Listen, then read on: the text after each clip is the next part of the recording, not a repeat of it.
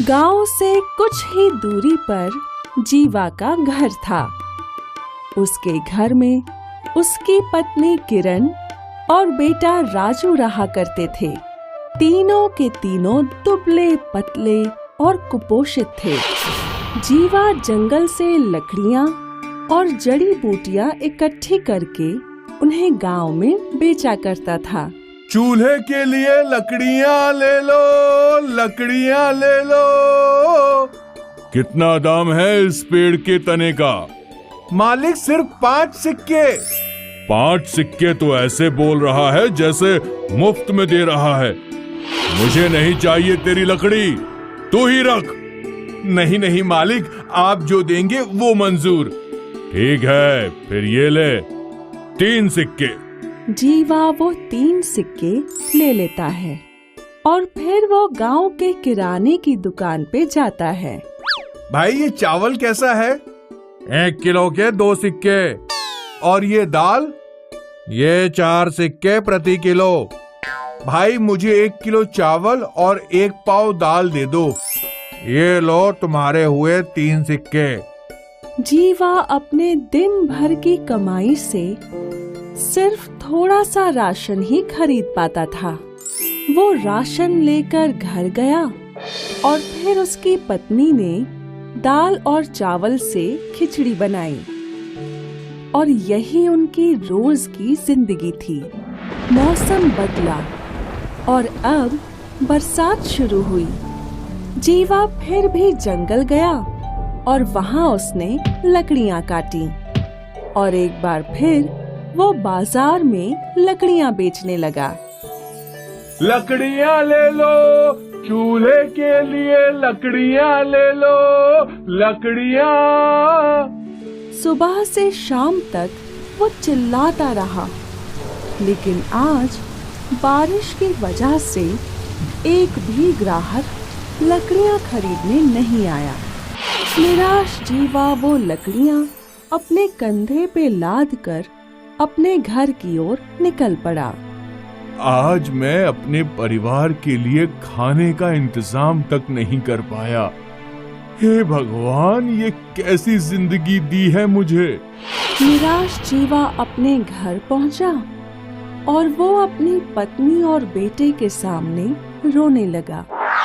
अगले दिन जीवा वापस अपनी लकड़ी बाजार में बेचने गया, लेकिन इस बार भी कोई खरीदार नहीं था। शाम को एक सेठानी आई और उसने जीवा से लकड़ियाँ खरीद ली और जीवा को 5 सिक्के दे दिए। सिक्के देख जीवा बहुत खुश हुआ। वो पैसे लेकर किराने की दुकान में गया और वहाँ उसने 1 किलो चावल और आधा किलो दाल खरीदी और अपने बेटे राजू के लिए एक सेब भी खरीदा। सारा सामान लेकर जीवा लौट ही रहा था कि जंगल में उसे एक बंगला दिखा और इस बंगले से बच्चे के रोने की आवाज आ रही थी। जीवा को चिंता सताने लगी। वो उस बंगले में गया और वहाँ उसने देखा कि एक 4-5 साल का बच्चा रो रहा था। क्या हुआ बेटा, तुम क्यों रो रहे हो?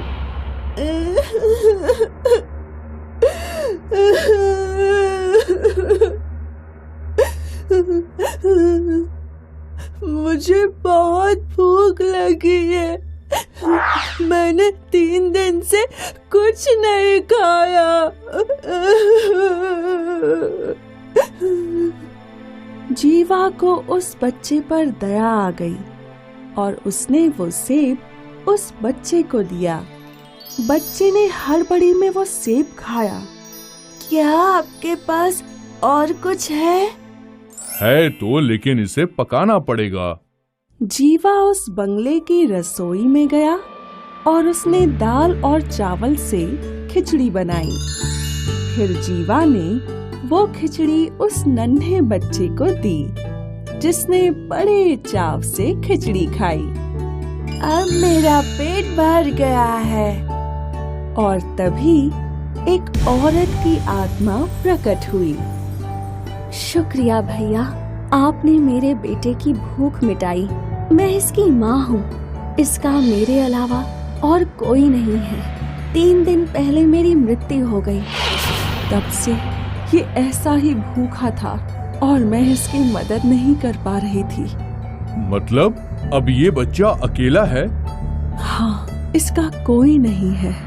बहन तुम फिक्र मत करो, मैं इसे अपने साथ ले जाऊंगा और जो मैं खाऊंगा वही इसे भी खिलाऊंगा। भैया, तुम बहुत नेक हो और इसीलिए मैं चाहती हूँ कि तुम और तुम्हारा परिवार इसी बंगले में रहे। और तुम्हें कभी खाने की कमी नहीं होगी, ये मैं देख लूंगी। तुम अभी अपने परिवार को यहाँ ले आओ। जीवा खुशी खुशी घर गया और अपने परिवार को लेकर बंगले में लौटा।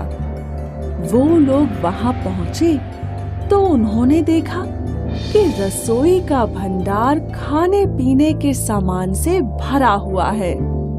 फिर जीवा की पत्नी ने पकवान बनाए और फिर जीवा का परिवार और वो अनाथ बच्चा सब ने साथ में खाना खाया। ये देख उस माँ की आत्मा बहुत खुश थी, क्योंकि उसके अनाथ बेटे को एक परिवार मिल चुका था।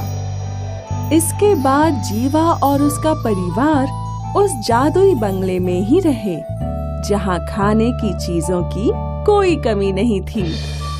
तो इस कहानी से हमें ये सीख मिलती है कि दूसरों की मदद करने से हमारी मदद भी होती है।